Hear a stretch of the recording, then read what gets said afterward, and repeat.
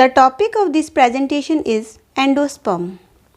In our previous lesson, we have discussed about double fertilization and triple fusion.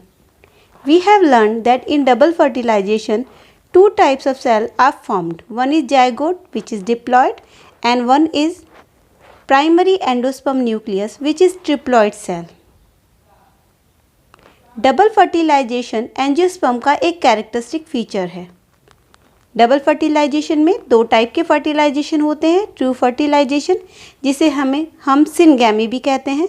Syngamy से zygote का formation होता है और diploid cell होती है जाइगोट। डबल फर्टिलाइजेशन में जो सेकेंड टाइप का फर्टिलाइजेशन होता है वो होता है ट्रिपल फ्यूज़न, और ट्रिपल फ्यूज़न को सेकेंडरी फर्टिलाइजेशन भी कहते हैं। और इससे जो फॉर्म्ड होता है वो एक ट्रिप्लॉइड स्ट्रक्चर है, प्राइमरी एंडोस्पर्म न्यूक्लियस।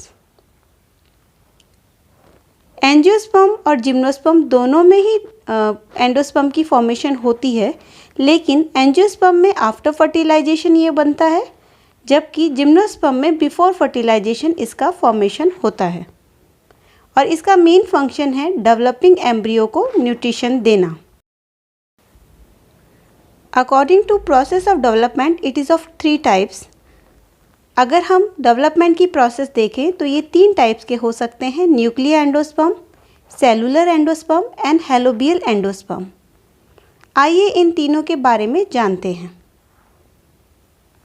हमारा फर्स्ट जो पॉइंट है वो है न्यूक्लियर एंडोस्पर्म। न्यूक्लियर एंडोस्पर्म में एंडोस्पर्म का जो न्यूक्लियस है, प्राइमरी एंडोस्पर्म न्यूक्लियस, वो बहुत सारे डिवीज़न करता है और बहुत सारे फ्री न्यूक्लियाई बनाता है। ये न्यूक्लियाई पेरीफेरी की तरफ अरेंज हो जाते हैं और इनमें सेल वॉल फॉर्मेशन नहीं होता है। सेंटर में एक सेंट्रल वैक्यूल बन जाती है। इस टाइप का जो एंडोस्पर्म है न्यूक्लियर एंडोस्पर्म कहलाता है, क्योंकि इसमें सेल्स का फॉर्मेशन नहीं हुआ, सिर्फ न्यूक्लियस ही है। लेकिन कई बार यानी 50% प्लांट में न्यूक्लियर एंडोस्पर्म बाद में सेल वॉल फॉर्मेशन की वजह से सेलुलर एंडोस्पर्म में बदल जाता है। इसके एग्जाम्पल अगर देखे जाएं तो इसके एग्जाम्पल में आएगा कोकोनट वाटर, जो आप पीते हो, आपने नारियल का पानी पिया हुआ हो, बेस्ट एग्जाम्पल है इसका न्यूक्लियर एंडोस्पर्म का। और 50% एंजियोस्पर्मिक फैमिली में न्यूक्लियर एंडोस्पर्म मिलता है। अगर हम टाइप सी की बात करें तो cellular endosperm. Cellular endosperm same nuclear endosperm की तरह स्टार्ट होता है बनना, लेकिन इसमें सेल वॉल फॉर्मेशन हो जाती है। यानी जब प्राइमरी एंडोस्पर्म न्यूक्लियस डिवीज़न करता है और न्यूक्लियाई बनाता है तो उन न्यूक्लियाई के चारों तरफ सेल वॉल फॉर्मेशन हो जाता है, तो वो बहुत सारी सेल्स में बदल जाते हैं। इसीलिए इसको सेलुलर टाइप का कहा जाता है। इसका एग्जाम्पल है गैमोपेटली क्लास, और इसका बेस्ट एग्जाम्पल कहा जा सकता है वर्बेस्कम प्लांट। टाइप नंबर 3 में हेलोबियल टाइप के एंडोस्पर्म आते हैं। ये एक्चुअली इंटरमीडिएट टाइप हो सकता है।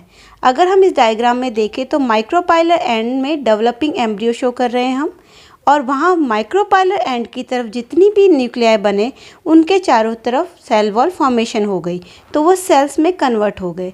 जबकि चैलिज़ल एंड की तरफ जितने भी न्यूक्लियाई थे वो फ्री रहे, उनके चारों तरफ सेल वॉल फॉर्मेशन नहीं हुई। इसीलिए हम मान सकते हैं कि हेलोबियल टाइप का जो एंडोस्पर्म है वो सेलुलर और न्यूक्लियर दोनों टाइप का हो सकता है। Helobial is an intermediate type of cellular and nuclear.